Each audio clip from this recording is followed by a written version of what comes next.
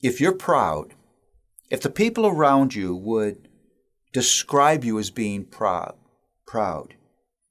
you just don't need to be committed to humility. You need to grow in fear of the Lord.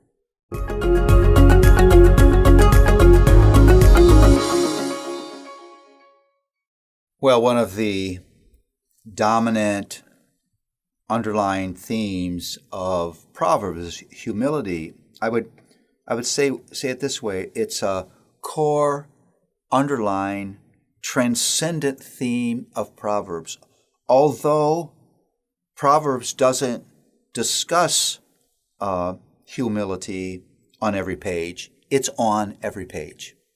Because the life described in Proverbs, the portrait of the way we are meant to live in fear of the Lord, that way grows in the soil of humility. Humility is the soil in which this rich, beautiful life of wisdom grows. Fear of the Lord is the key to wisdom. And what is that fear about? It's about submission, a humble sense of need, willingness to consider and confess. It's about God's honor. It's about worship of Him, living in awe of Him. It's about a willing and joyful dependency. I have to say it again, that in that way Proverbs fits with the move of Scripture. Listen, the move of God's grace is not moving us from dependence to independence, but from independence to a greater willing and joyful dependence on God and the instruments that God puts in our life. Proverbs 3:34 is one of the principal scriptures on humility. Toward the scorners he is scornful, but to the humble he gives favor. That theme, that passage is repeated in James and in Peter as they think of the importance of humility. Proverbs 22:4 connects humility with the fear of the Lord. And by that we begin to understand that fear of the Lord crushes pride. If you're proud, if the people around you would describe you as being proud,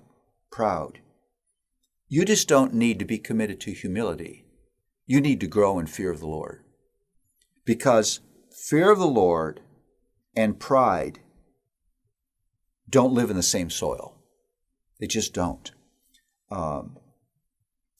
Why does God hate pride? Well, I've just told you. Because a proud man is a man who lacks fear of Him. And because he lacks fear of Him, he doesn't worship Him as he should. And because he doesn't worship Him as he should, he doesn't submit to Him as he should. And because he doesn't submit to Him as he should, he doesn't obey Him as he should. And because he doesn't obey Him as he should, he wants his own way instead of God's way. And because of that, his life is moving away from the Lord, away from His honor, and away from that rich experience of life that He promises those who will humble themselves before Him.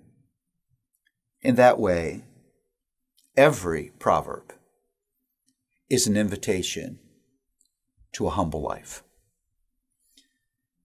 Now, can we talk here? I don't know why I'm asking permission. I'm going to talk.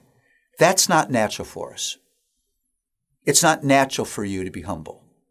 I think of parenting again. My children have never come to me and said, "Dad, if you could just control me more.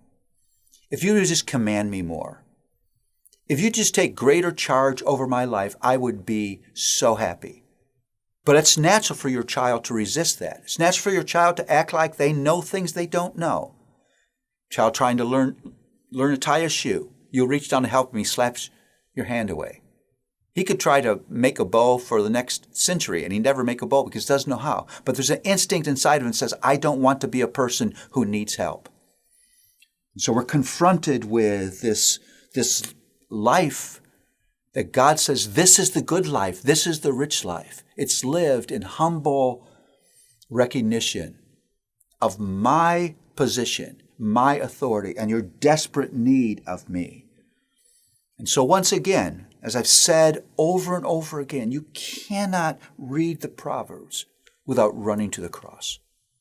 Because the Proverbs tells me again and again the thing I most need to be rescued from is me, and there's grace for that rescue.